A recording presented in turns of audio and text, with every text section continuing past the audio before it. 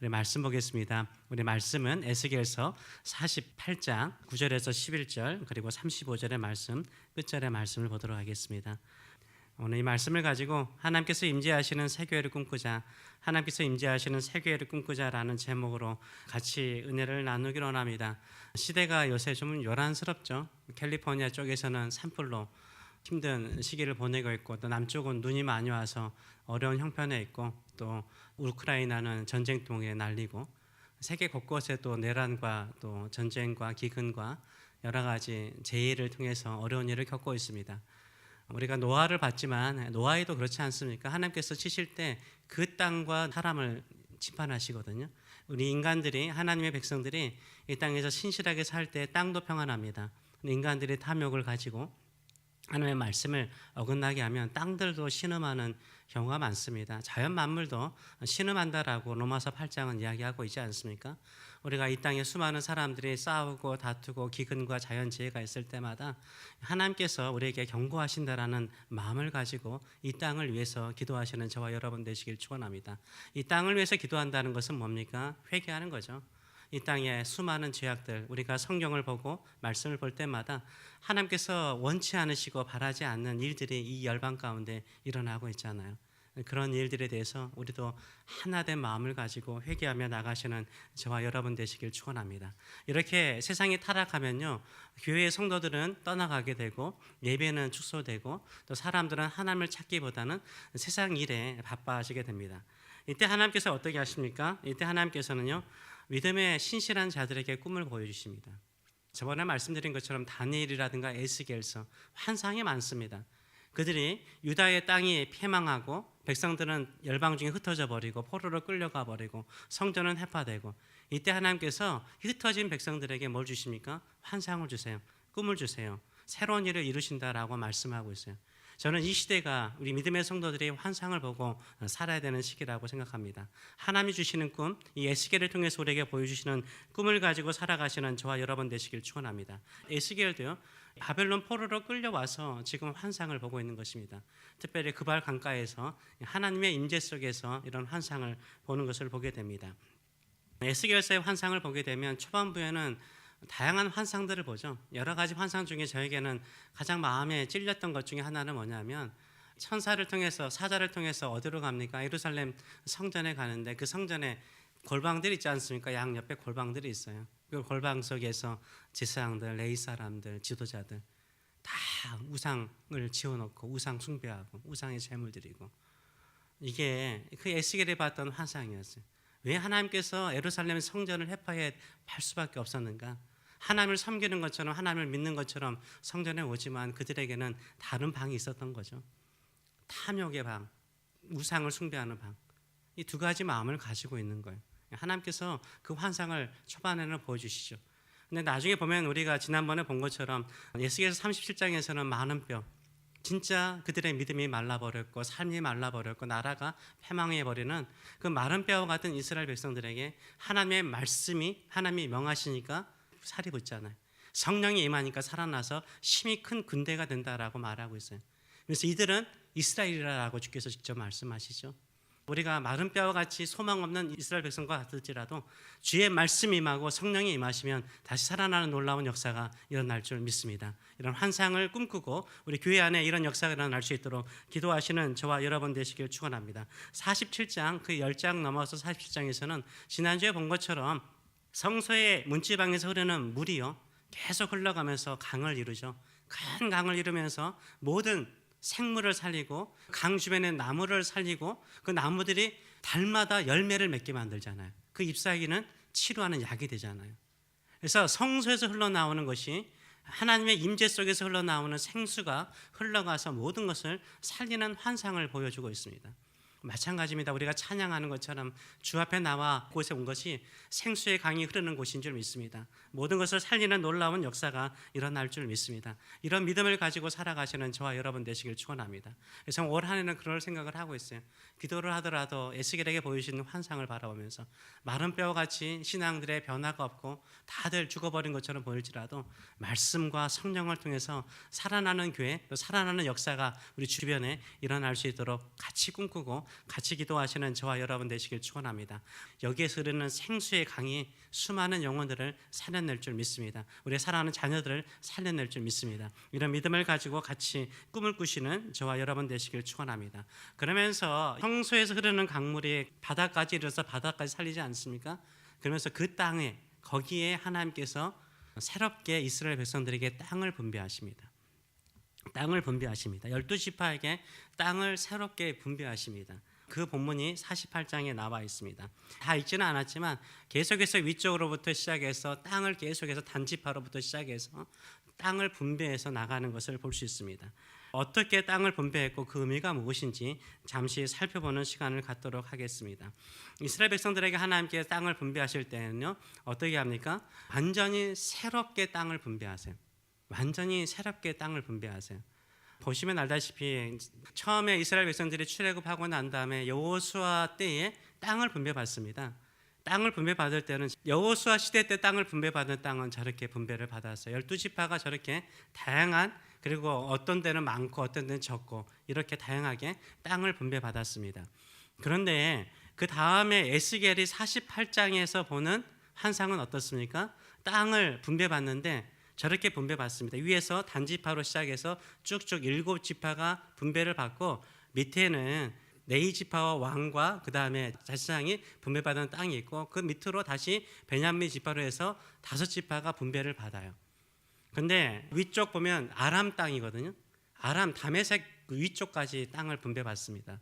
이거는 하나님께서 아브라함에게 약속하셨던 지경, 저 여기 유프라테스 강변부터 시작해서 이 이집트 애굽의 경계선까지 땅을 분배한다고 그랬는데 그 땅을 분배하는데 그 분배하는 것이 여호수아와 다르다는 거예요. 완전히 새롭게 분배하는 것을 볼 수 있어요. 하나님께서 우리에게 보여주는 환상은 무엇입니까? 우리에게는 새로운 사명을 주시고 새로운 기업을 우리에게 주시는 줄 믿습니다. 그래서 우리가 옛날 것, 옛 것 생각하시면 안 돼요.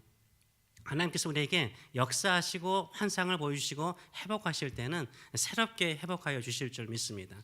그래서 우리 마음속에도 항상 꿈을 꾸는 게 그거죠. 옛날 것보다 더 좋은 거 주실 거예요. 더 하나님의 능력 가운데 새롭게 하여 주실 줄 믿습니다. 우리가 이전에 경험하지 못했던 더 큰 은혜를 우리에게 새롭게 경험하도록 역사하여 주실 줄 믿습니다. 그래서 내 인생 가운데 하나님께서 일을 하신다면 어떤 일을 하실까? 뭘까요? 새 일을 행하세요. 새 일이요. 내가 이전에 경험하지 못한 새로운 역사를 이루실 줄 믿습니다. 새로운 기업을 우리에게 주실 줄 믿습니다. 새로운 사명을 주실 줄 믿습니다. 그 사명을 감당하시는 저와 여러분 되시길 축원합니다. 두 번째로는 공평하다는 것입니다. 하나님께서 임하시는 하나님의 나라 새 이스라엘은요, 새 이스라엘은 공평하다는 거예요. 땅을 분배하는데 여호수아 때는 이 요셉 지파가 되게 강했습니다. 그래서 므낫세 지파가 분배받은 땅은요, 요단강 동쪽과 서편을 같이 분배받아요. 그래서 므낫세 반지파, 므낫세 반지파 이렇잖아요. 므낫세 에브라임 요셉 지파 아닙니까? 에브라임 지파는요, 솔직히 말해서 그들은 진짜 노른자를 차지해요. 가장 좋은 땅을 차지해요. 이 중앙 가나안 땅의 가장 중앙 비옥한 땅을 차지해요. 유다 지파도 넓은 땅을 차지하는데요. 유다 지파는요, 산악 지역이에요. 산악 지역이에요. 이렇게 불공평했거든요. 그리고 작은 지파들은 다 위쪽으로 올라가거나 그랬는데 이 하나님께서 이 새 이스라엘을 만드실 때는 모든 땅을 공평하게 분배하도록 말씀하셨어요. 47장 14절을 보게 되면 이렇게 말씀하시죠. 내가 옛적에 내 손을 들어 맹세하여 이 땅을 너희 조상들에게 주겠다고 하였나니 너희는 어떻게 해요? 공평하게 나누래요. 공평하게 나누어 기업을 삼으라. 이 땅이 너희의 기업이 되리라 라고 말씀하고 있어요. 그래서 하나님께서 땅을 분배하실 때 공평하게, 저렇게 공평하게 분배를 하세요. 똑같이 분배를 하는 거예요. 하나님께서 세일을 행하실 때는요, 하나님께서 공평하게 사람들을 쓰세요. 이거 말씀을 생각하면서 이런 생각을 해봤습니다. 달리기 할 때, 육상 같은 경기할 때 예선 있지 않습니까? 100m도 예선하잖아요. 예선하고 난 다음에 그 다음에 준결승하고 결승하고, 예선전에 좀 빨리 들어왔다고 그래서 준결승할 때 또 앞자리에 세워주나요? 그렇지 않죠. 결승전에 가면 딱 어떻습니까? 예선전 통과했던 모든 사람들이 다 똑같은 라인에서 서잖아요. 똑같은 라인에서 출발하는 거예요. 하나님께서 세일을 행하실 때도 똑같은 라인에서 출발하는 거죠. 신앙생활도 마찬가지인 것 같습니다. 예전에 더 앞서갔다라고 생각하는 마음이 있는데요. 하나님의 새 역사를 이룰 때는요, 모든 성도들이 똑같은 자리에서 출발한다라고 말씀하세요. 하나님께서 똑같이 출발해서 똑같은 기회를 주시는 줄 믿습니다. 공평한 기회를 주셔서 공평하게 살게 하시는 거예요. 2025년도 마찬가지라고 생각을 해요. 하나님께서 이 1년의 시간을 주신 것도 공평하게 우리 같이 출발하게 만드셨어요. 이때 믿음으로 경주에 나가시는 저와 여러분 되시길 축원합니다. 세 번째로는 성소 중심이라는 거. 원래 예전에도 성소 중심이었지만 이 성소 중심으로 그림을 그려주고 있는 것을 우리가 볼 수 있습니다. 8절의 말씀을 보게 되면 땅을 계속 분배하시면서 그 성소는 중앙에 있을지니 중앙에 있어야 된다라고 말씀하시고 10절 오늘 본문에 나와 있듯이 동쪽으로 넓이가 10,000척이요 남쪽으로 길이가 25,000척이라 그 중앙에 누구의 성소요? 여호와의 성소가 있게 하라라고 말하고 있어요. 중앙에 성소가 있어야 된다라고 말을 하고 있습니다. 21절을 보게 되면 거룩하게 구별한 땅과 성전의 성소가 그 중앙에 있어야 된다라고 다시 강조하는 모습을 볼 수 있어요. 그래서 이스라엘 백성들의 땅의 중심에는 그 중심의 또 중심에는 뭐가 있습니까? 성소가 있는 거죠. 하나님의 성소가 있는 거예요. 하나님을 예배하는 성소가 있는 줄 믿습니다. 하나님의 임재의 장소인 성소가 있는 줄 믿습니다. 새 이스라엘, 하나님의 나라가 새롭게 이루어지는 새 나라는요, 성소 중심이라고 말씀하고 있어요. 예배 중심이라고 말씀하고 있어요. 하나님이 그들 가운데 중심에 계시겠다라고 말씀하고 있는 것을 우리가 볼 수 있습니다. 그러면서 이 성소를 섬기는 사람이 누구인가? 이 성소의 중심에 서는 사람이 누구인가에 대해서 이렇게 말씀을 하고 있는데요. 이 그림을 보게 되면 이 성소 중앙에 땅이 있는데 그 중앙에 땅이 이렇게 중앙에 땅이 있어요. 거기 땅이 왕이 요단강하고 이 대에 이 지중해 이쪽에 땅을 분배받아요. 그 중앙에 네모난 땅이 있습니다. 그 네모난 땅에 위쪽에는 네이 사람들이 땅을 분배받고 그 중앙에는 제사장들, 특별히 제사장들 가운데 사독 집안, 사독 지파가 제사장 집안이거든요. 이 사독 집안 사람들이 중앙을 차지하고 밑에는 성읍이 생겨요. 성읍이 있어요. 그 성읍 좌우에는 가든이 있어요. 가든이라고 해서 경작지죠. 이 성읍이 있고 성읍 옆에 경작지가 있어요. 이 경작지가요, 이 성소를 섬기는 사람들의 필요한 것들을 공급하게 돼 있어요. 중앙에는 제사장들이 사독 집안에 제사장들이 있는데 거기에 성소가 있고 그 밑에 성읍이 하나 있습니다. 그 위에는 레위지파 사람들이 있다라고 그림이 그려져 있어요. 길이는 다 나와 있으니까 보셨으면 좋겠습니다. 그런데 중요한 건 뭐냐면 사독 집안, 대제사장 집안 가운데도 하나님께서 선택하신 사람이 있어요. 누구일까요?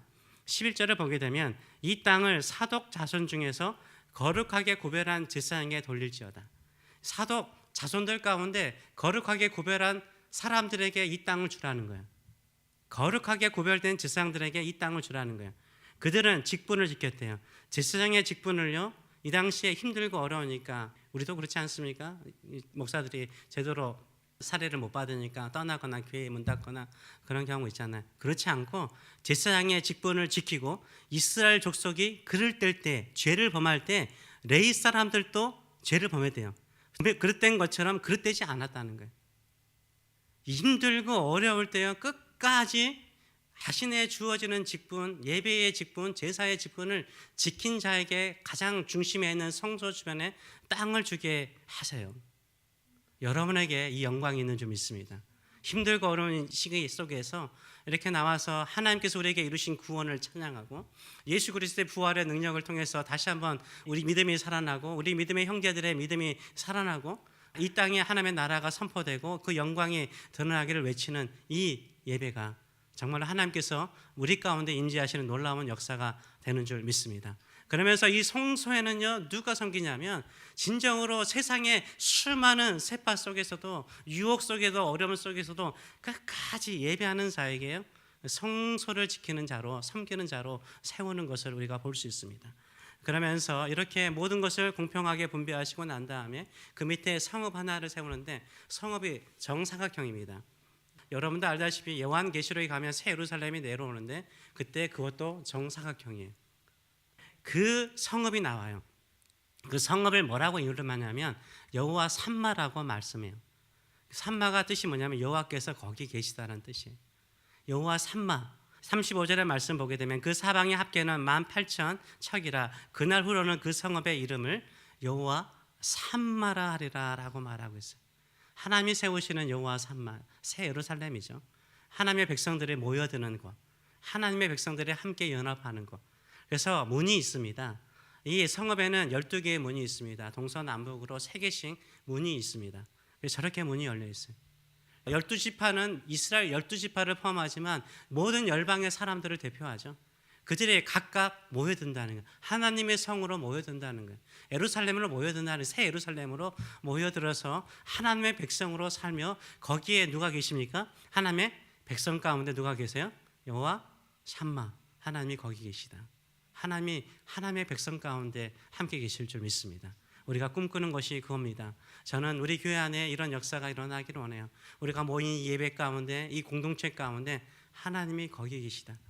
새 교회 가운데 하나님이 거기 계시다. 새 교회 가운데 하나님이 계시다. 3번의 설교를 하지 않았습니까? 저의 꿈이 그렇습니다. 올 한 해 중심적으로 에스겔의 환상을 바라보고 꿈꾸는 기도가 그렇습니다. 첫째는요, 마른 뼈가 말씀과 성령으로 살아서 큰 군대가 된 것처럼요, 올 한 해 모든 성도와 자녀들에게 성령께서 친히 오셔서 그들에게 하나님의 나라를 꿈꾸게 하는 역사가 일어나도록 기도하시는 저와 여러분 되시길 축원합니다. 마른 뼈와 같은 나의 믿음도 다시 살아나서 하나님의 큰 군대가 되는 역사가 일어나게 하여 주시옵소서. 이렇게 교회를 위해서 기도할 때마다 먼저 이걸 기도해 주시고요. 두 번째로는 성전 문지방에서 시작된 생수의 강이 모든 것을 살린 것처럼 하나님의 말씀이, 생명의 말씀이, 예수님의 보혈과 예수님의 부활의 능력이 모든 성도를 살리는 역사가 일어날 수 있도록 기도해 주시는 저와 여러분 되시길 축원합니다. 세 번째는 여호와 산마처럼 모든 성도가 하나님의 성읍에 모여서, 여호와 산마의 성읍에 모여서 하나님을 찬송하고 예배할 때 하나님께서 거기 계시더라, 이런 음성을 듣는 저와 여러분 되시길 축원합니다. 그런 마음으로 같이 한번 기도했으면 좋겠어요.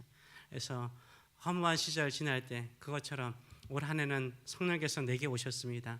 내게 찾아오셨습니다. 친히 찾아오셨습니다. 성령께서 내 사랑하는 아들에게 친히 찾아오셨습니다. 하나님의 나라를 꿈꾸게 하셨습니다. 이런 환상이 우리의 현실이 되는 놀라운 역사가 일어날 수 있도록 기도해 주시는 저와 여러분 되시길 축원합니다. 그리고 우리가 이렇게 금요 예배도 드리고 주일 예배도 드리고 새벽 예배를 드릴 때마다 주변 사람들이 저기는, 저 새 교회는 여호와 산마의 교회다고, 하나님이 거기 계시다고, 하나님이 그들과 함께 계시다고, 이렇게 사람들이 알고 또 모여드는 하나님의 성읍 여호와 산마의 교회가 될 수 있도록 기도해 주시는 저와 여러분 되시길 축원합니다. 기도하겠습니다. 살아계신 하나님 아버지, 우리의 꿈이 아닙니다. 하나님의 꿈입니다. 하나님이 보여주신 환상입니다. 그냥 옛적 일이라고 생각하지 않고 오늘도 우리는 이 환상을 보고 나갑니다. 마른 뼈도 주께서 말씀하시고 성령께서 임하시면 군대가 됩니다. 주님의 피로 구속하시고 살리신 우리 다시 한번 살아나길 원합니다.